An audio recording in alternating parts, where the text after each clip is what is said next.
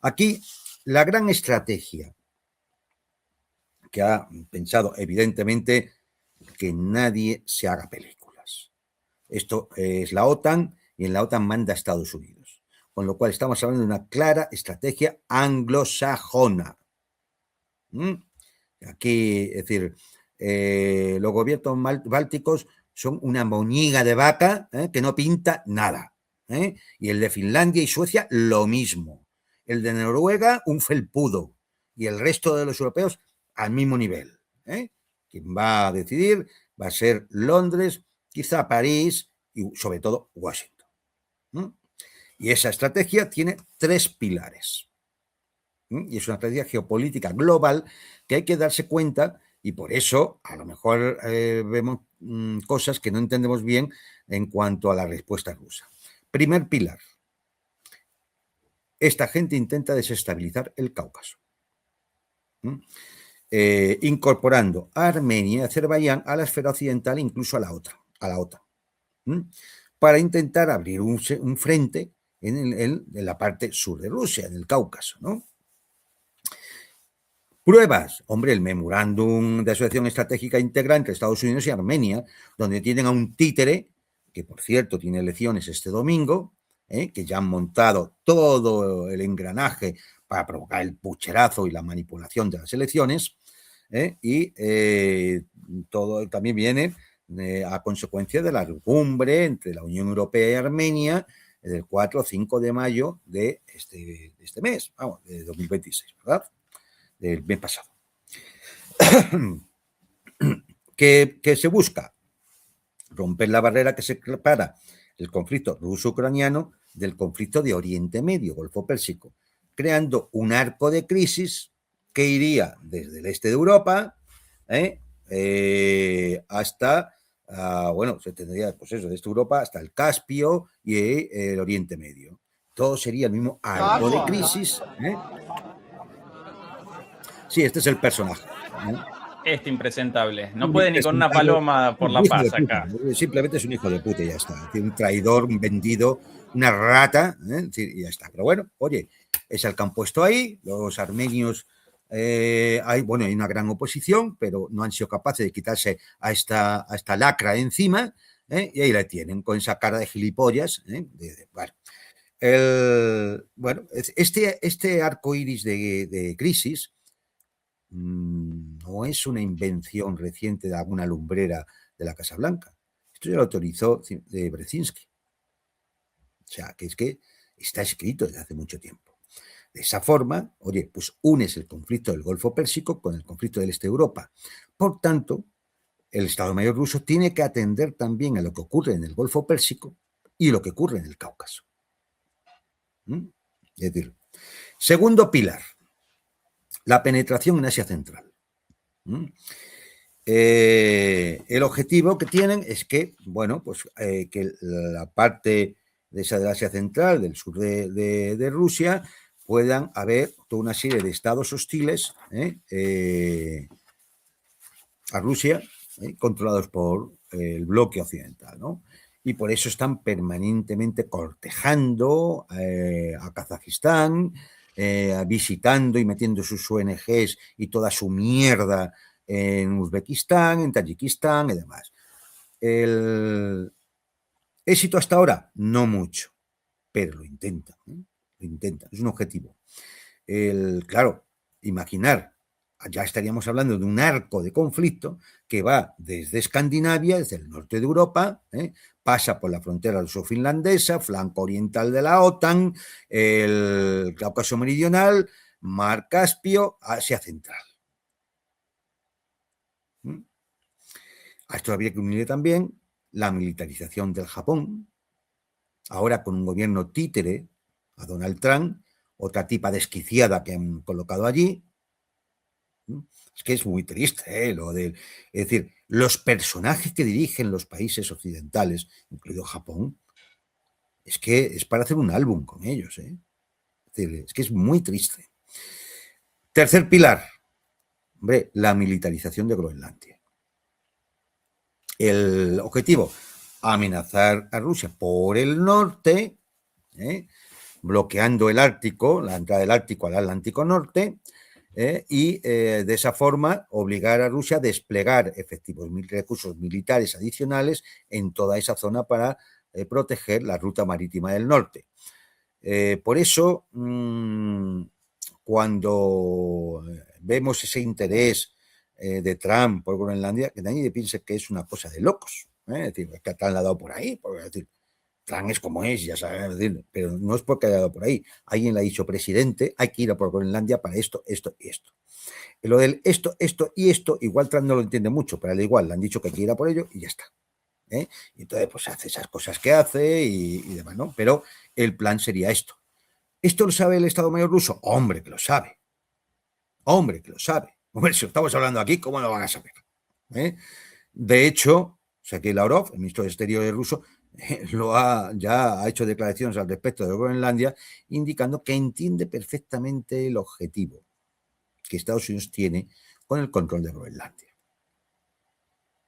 Entonces, claro, mirando todo este arco de crisis, o arco crítico, que rodea a Rusia, para provocar su desgaste económico, por daños en sus infraestructuras, por bloqueo, por hacerle gastar en recursos militares para defender determinadas zonas y demás, pues es lo que pretenden en esa estrategia de la rana hervida.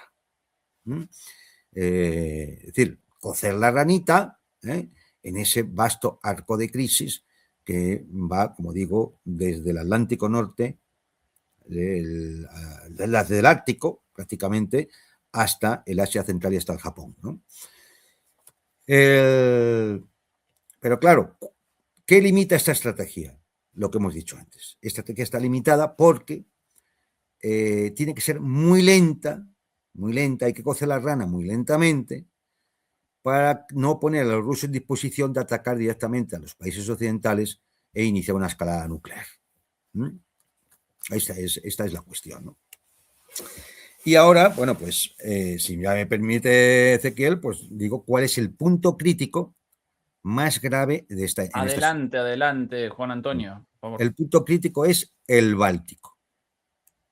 Es el punto crítico. Ahí tenemos, bueno, para que más o menos conozcas el mapa, todo lo que es el mar Báltico, son 413.000 kilómetros cuadrados, pero es una masa de agua casi cerrada, en el cual hay 8.000 kilómetros de costa, de los cuales 7.340, es decir, el 92%, lo tienen países de la OTAN, y Rusia tiene 660 kilómetros, un 8%, que comprende el Oblast de Leningrado, donde está San Petersburgo, y el enclave de Kaliningrado, ¿vale?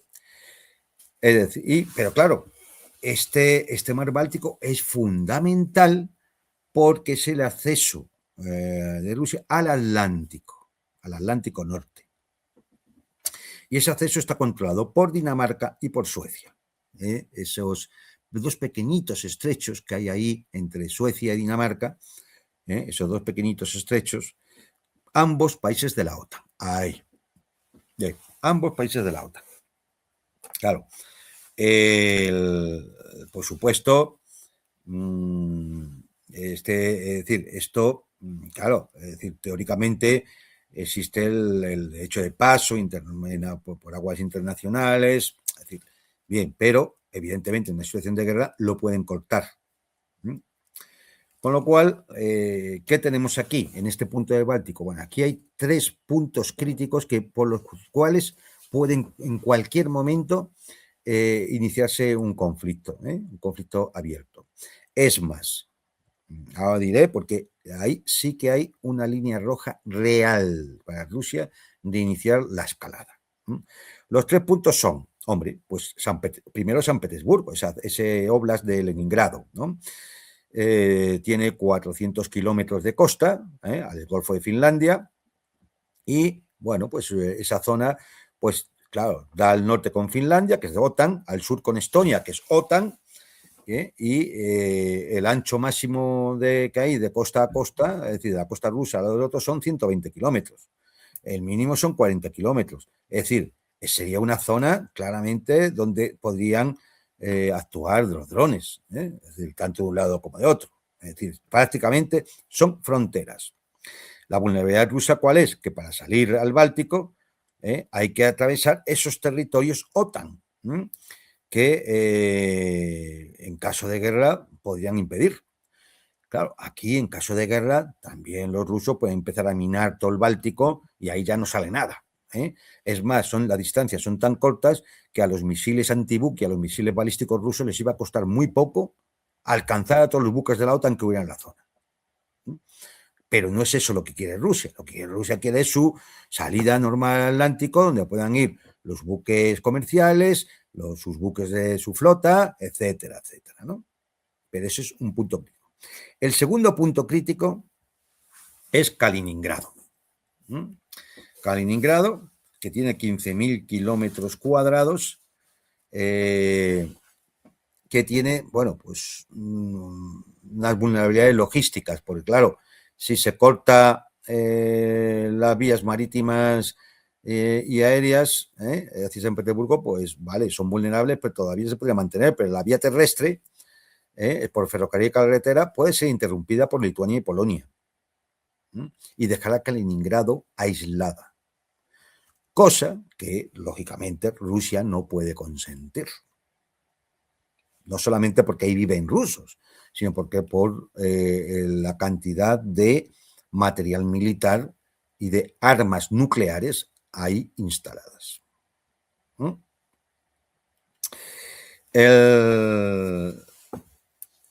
Hay que decir que para la OTAN, Kaliningrado es un gravísimo problema de seguridad, porque es un cuchillo metido dentro del medio de la OTAN, donde la distancia precisamente para alcanzar los centros críticos de mando, control, gobiernos y capitales europeas, bueno, pues están al alcance de misiles de corto alcance, no de alcance medio, que saben ustedes que son de hasta 5.500 kilómetros. No. Los Iskander llegarían a Berlín. Es decir, para que se hagan cuenta del problema que significa. Pero es que además, desde Kaliningrado puedes separar los países bálticos de Polonia.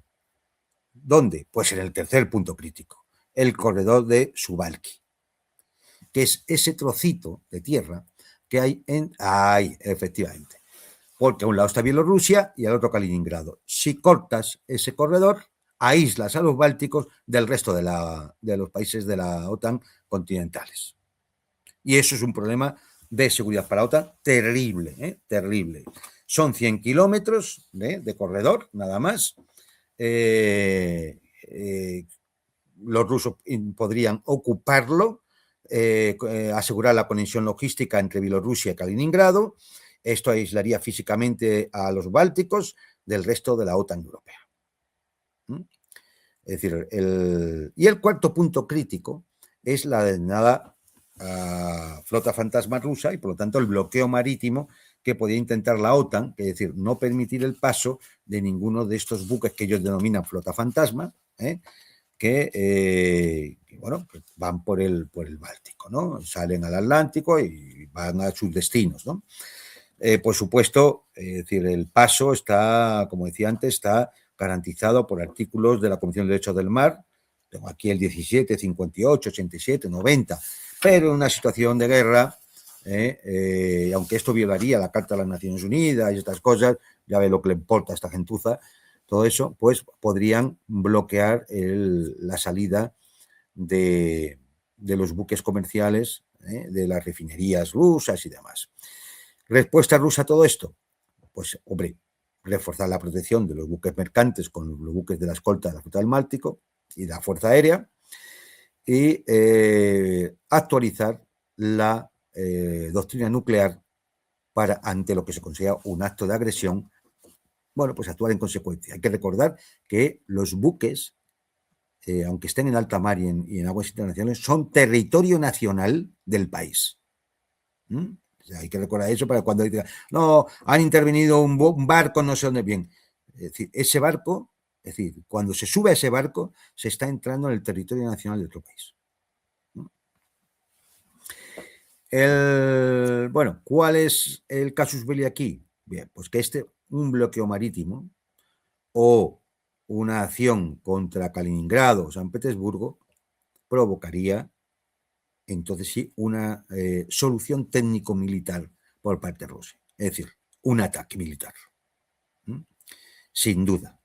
Porque eso sí que puede provocar daños reales, de verdad, no cuestiones puramente tácticas o mediáticas, no, daños reales a la Federación Rusa, ¿no?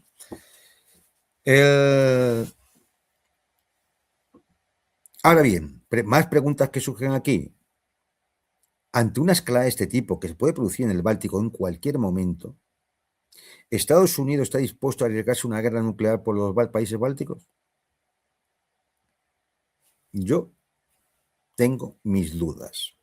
De hecho, Karaganov se agarra a esas dudas, precisamente, no las mías, sino las que él tiene, se agarra a esas dudas para decir, no, si lanzamos un ataque, no hay que preocuparse de que eso vaya a escalar una guerra nuclear en generalidad, porque Estados Unidos no va a arriesgar Oregón por defender Lituania. Yo también lo veo así, es decir, lo dudo mucho. Y entre otras cosas, además, porque los bálticos tienen una imagen cada día más esplendorosa. Es decir, aparte de toda su historia de colaboración con la invasión alemana de la Unión Soviética o las leyes de ciudadanía que marginan a las minorías rusas a veces del 30%, como en Estonia, olvidando el gesto que tuvo la Unión Soviética en el año 1990, retirando todas sus tropas y dejando tranquilamente y en libertad a que los países bálticos decidieran o su independencia o su continuación en la Unión. Ellos decidieron independizarse porque las élites que venían de atrás pues eran una panda de ladrones que son los que están ahora en el poder. Véase la señora Kallas, por ejemplo. Vean su familia de dónde viene. Otros incluso vienen de los que o colaboraron con la ocupación alemana, la época del nazismo. Es decir, tienen una imagen fantástica. Es decir, entonces dudo mucho de que al final toda Europa, dudo incluso la parte por Francia, que toda Europa vaya a ponerse en peligro por defender a unos chalados que han provocado un foco, han provocado un incendio en el Báltico. Pero aquí es donde está realmente la situación más peligrosa, que esta puede saltar por los aires en cualquier momento. Así que, bueno, tenemos esa estrategia global de alguna forma intentar asfixiar, desgastar a Rusia y de luego ir a por China, con ese arco de crisis que va desde el Ártico hasta el Japón, pasando por todo el Rimland, manteniendo un equilibrio en el tema de ir desgastando a Rusia, pero sin provocar la reacción rusa, porque entonces no hay forma de acometerlo y además llegaríamos a una escalada nuclear, con lo cual tienen esa gravísima contradicción que les obliga, a medida que la paciencia o pasividad rusa, como ustedes la quieran llamar, se mantiene, claro, esto no les queda más remedio que aumentar la intensidad de esas provocaciones, es decir, el incrementalismo que decía antes Ezequiel, ¿no? Pero claro, eso al final tiene un límite. Y además ese incrementalismo va provocando que sea la propia opinión pública rusa la que esté diciendo vamos allá. Y nadie dude, cuando alguien del círculo interno del presidente Putin en el Kremlin va al foro de San Petersburgo y suelta las cosas que suelta, es porque Putin quiere que se suelte. Así que cada uno tome nota y de verdad pongamos una vela porque esta gente nos lleva a una catástrofe.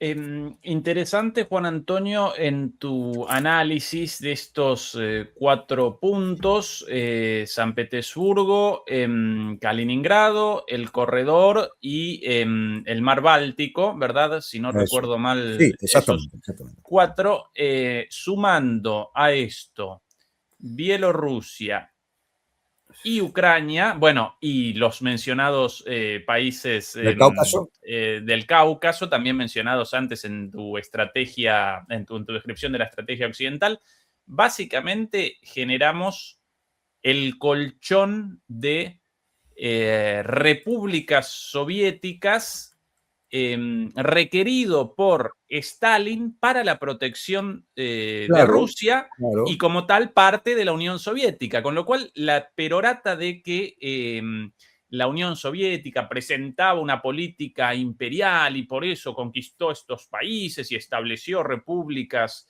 satélites, Ah, bueno, eso eso es una respondía mentira precisamente a la occidental. defensa de Claro, Rusia, generando el colchón donde ahora quieren generar los ataques, claro, básicamente. efectivamente. Esa es la mentira occidental de siempre, ¿no? Es decir, esta gente, ya decimos, ni una mala palabra ni una buena acción. O sea, es el imperio de las mentiras y la fase superior de esta gente es el crimen y ya está. Es decir, evidentemente, los geopolíticos rusos, soviéticos, incluso el imperio ruso de los zares, ya eran conscientes de esa situación. O sea, ustedes observen, las invasiones que se producen por una agresión inicial siempre han sido de oeste a este. Suecos, polacos, Napoleón, Hitler, etcétera, etcétera. Siempre han OTAN, sido de oeste hacia el este. Nunca ha sido al revés. Si los rusos llegaron a París con la derrota de Napoleón, fue porque respondieron a la invasión que habían recibido. Si los rusos entran en Berlín en el año 45, fue respondiendo a la invasión que habían recibido. Y así podemos ir hacia atrás. Siempre ha sido así, es una constante histórica porque obedece realmente a una cuestión geopolítica. Y es que en el este está el Herland, es decir, el núcleo de las tierras emergidas, es decir, de la gran potencia terrestre, los recursos, el espacio, el territorio. Y ha sido siempre así. Es decir, por eso esa tendencia, esa marcha hacia el este, esa marcha hacia el este, perdón por la pronunciación, es decir, que han tenido siempre las potencias occidentales, agresoras siempre hacia el este, siempre. Y siempre poniendo el trasero cuando es del oeste, al otro lado del Atlántico. Siempre. Lo cual, bueno, es decir, más allá del relato de la Guerra Fría, pues que es a estas alturas de la vida, cualquiera que quiera buscar fuentes y demás, puede tener una visión bastante realista de lo que fue la Guerra Fría y no el cuentecillo ese que nos contaron del mundo libre frente al totalitarismo soviético. O sea, vayan a la mierda con este Monserga, pues ya no se la cree nadie. Es decir, nadie que tenga un miedo de cultura.